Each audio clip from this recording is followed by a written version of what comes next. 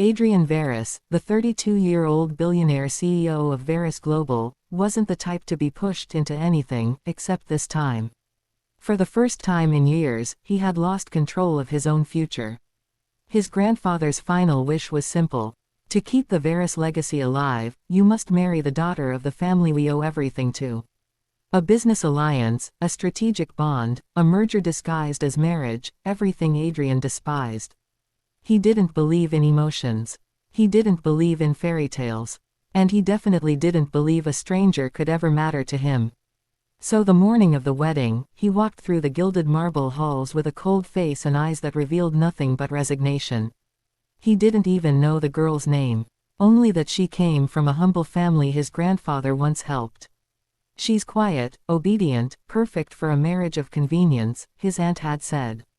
Perfect. He doubted it. This will be nothing more than a contract, he told himself. I sign it. She signs it. No expectations. He entered the intimate ceremony room where only selected family members waited. His mother greeted him with a soft, hopeful smile, but he couldn't return it. His heart wasn't in this union. The priest stood ready. The guests hushed. Then the doors opened. A young woman walked inside, small, delicate, her face fully hidden behind a long white veil. Her steps were slow, almost hesitant. Something in the air changed. Not romantic, just strange, unsettling. When she stopped beside him, Adrian didn't bother offering a smile. Let's get this over with, he murmured under his breath.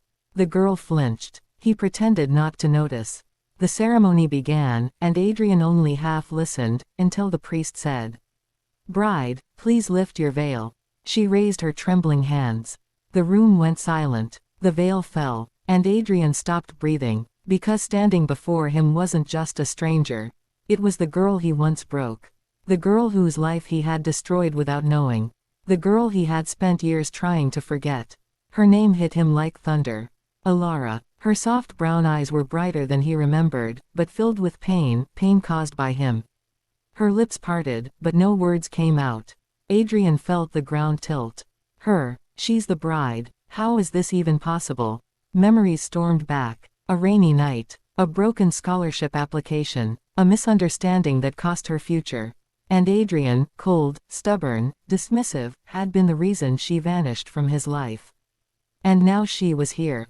As his bride, his punishment, or his second chance. He didn't know which one terrified him more. Adrian tried to steady himself, but his pulse hammered as if trying to break out of his chest. "Elara," he whispered. Her eyes flickered, but she looked away immediately. The guests watched curiously. They didn't know the history between them. They didn't know how deeply their fates were intertwined. The priest cleared his throat.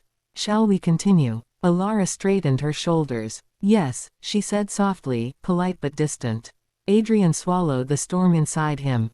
Yes. But as the ceremony continued, he barely heard anything. All he could see was her. Her hands, still trembling. Her expression, carefully composed. Her heart, walled off from him. This wasn't how their story was supposed to end. When they exchanged rings, her fingers were cold, lifeless. She didn't look at him. Not even once. And Adrian felt the sharp sting of something he had never experienced before. Regret. When the ceremony ended and the guests left, the newlyweds were escorted to a private hall for photographs. The photographer positioned them close, too close. Adrian finally spoke. "Elara, please look at me." She didn't. He tried. Again. "Elara." Slowly, she turned her head toward him, but her eyes carried nothing but exhaustion. "Why didn't you tell me it was you?" he asked quietly. She gave a humorless, soft laugh. "We didn't speak for years. Why would I? You could have. What? Warned you." She cut in. "So you could reject the marriage. Hurt my family's honor. Embarrass your own grandfather's last wish." "No, Adrian, this arrangement suited everyone. Except you," he whispered. Her eyes flashed. "Do not pretend to care." Adrian felt the words cut deeper than he expected. "Elara, I never meant to ruin your life." "You didn't ruin it," she said sharply. "You simply made sure my dreams died early." He froze. She looked away, her voice trembling. "That scholarship was everything to me. One accusation, your accusation, was all it took to destroy it." I was wrong, Adrian said quietly. I was cruel. I believed the wrong people and didn't listen. I've regretted it ever since. Elara's lips parted slightly, surprised by the softness in his tone. But she didn't forgive him. Not yet. You can regret it all you want, she said, stepping back. But it doesn't change anything. It can, he murmured. No, she said. This marriage, this deal, is temporary. Just something to fulfill your grandfather's final wish. After that, we live separate lives. Adrian felt something unfamiliar tightening in his chest. I thought this was supposed to be a contract. A cold arrangement. Yes, she replied, her voice steady. That's all it is. Nothing more. But to Adrian, everything suddenly felt wrong. For the first time in his life, he wanted something that wasn't money, success, or power. He wanted her forgiveness, her presence, her trust. But Elara had built walls, and she wasn't letting him in. When they left the hall, reporters flashed cameras, shouting, "Billionaire Adrian Veras finally married. Who is the mysterious bride?" Adrian, look here. He instinctively placed a protective hand on Elara's back, guiding her gently. She stiffened but didn't pull away, only because the world was watching. Inside the limo, silence settled between them. Heavy, uncomfortable. "Elara," he said softly. "I want to make things right." "You can't," she replied. "You had your chance years ago. Then give me one more."